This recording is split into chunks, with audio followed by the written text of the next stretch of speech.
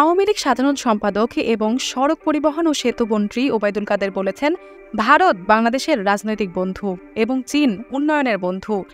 শনিবার ৬ জুলাই দুপুরে পার্বত্য চট্টগ্রাম বিষয়ক মন্ত্রণালয়ের উদ্যোগে ৭ দিনব্যাপী পাহাড়ি ফল মেলার উদ্বোধনী অনুষ্ঠানে প্রধান অতিথির বক্তব্যে তিনি একথা বলেন।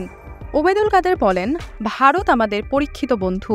১৯৭১ সালের সেই রক্তের রাখি বন্ধনে আমাদের এ সম্পর্ক। ভারতীয় সৈন্যরা এখানে রক্ত দিয়েছে, ভারতের জনগণ, সরকার আমাদের আশ্রয় দিয়েছে।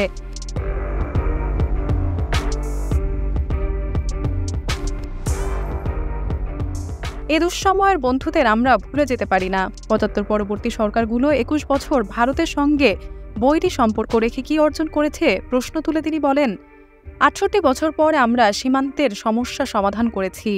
ভারত রেটিফাই করেছে সর্বসম্মতিক্রমে তাদের পার্লামেন্টে, এটা আগে হয়নি। যেমন শেখ হাসিনা তেমন ভারতে নরেন্দ্র মোদী, এদের আমলে এটা সম্পন্ন হয়েছে। ভালো সম্পর্ক আছে বলেই আমরা বাংলাদেশের মতো আরেকটা বাংলাদেশ সমুদ্র সীমায় ভারতের কাছে পেয়েছি। চীনের সঙ্গে আমাদের পার্টনারশিপ রয়েছে উল্লেখ করে আওয়ামী লীগ সম্পাদক বলেন, ভারত আমাদের রাজনৈতিক বন্ধু, চীন আমাদের উন্নয়নের বন্ধু। এ দেশে বহু উন্নয়নে চীনের অবদান আছে। সাহায্য পেলে আমরা সাহায্য কেন নেব না? আমার দেশের উন্নয়নের জন্য যেখানে সাহায্য দরকার আমরা সেখান থেকে সাহায্য নেব। মেট্রো রেল, পদ্মা সেতু, এক্সপ্রেসওয়ে এসব নিয়ে অনেকের জলে, যাদের জলে তাদের মন্তব্যের কোনো জবাব আমরা দেব না।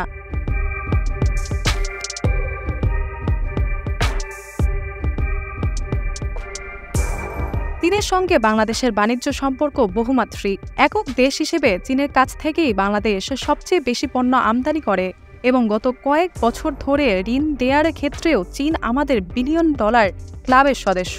গত ১৬ বছরে বাংলাদেশ বদলে গেছে। সেই বদলের সঙ্গে তাল মিলিয়ে পার্বত্য অঞ্চলও বদলেছে জানিয়েছে সড়ক পরিবহন ও সেতু মন্ত্রী। বলেন, সড়ক যোগাযোগে এখন পার্বত্য ৩ জেলা অনেক উন্নত।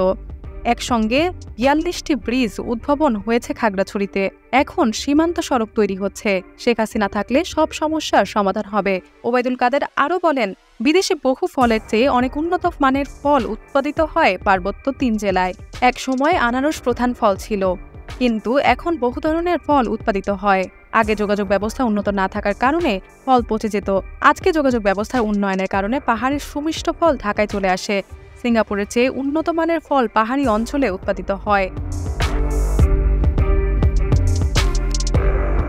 রাজধানী বেইলি রোডে শেখ হাসিনা পার্বত্য চট্টগ্রাম ঐতিহ্য সংরক্ষক ও গবেষণা কেন্দ্রে এই ফল মেলার আয়োজন করা হয়েছে। ১২ জুলাই শুক্রবার পর্যন্ত মেলা প্রতিদিন সকাল 10:30 থেকে রাত 8:30 পর্যন্ত একটানা 7 দিন চলবে।